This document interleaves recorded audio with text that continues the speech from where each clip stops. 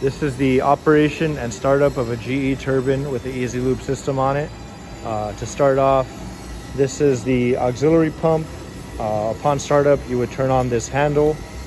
The auxiliary pump is set to run at around 30 psi. This gauge right here shows your main line pressure. That is set to run at around 15 psi. This is the outboard.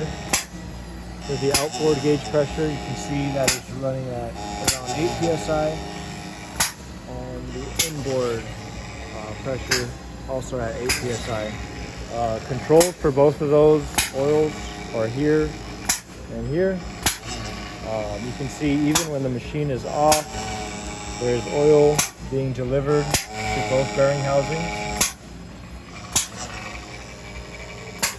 And upon startup,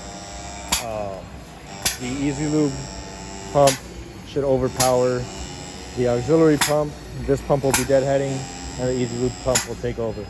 We'll go ahead and turn it on now.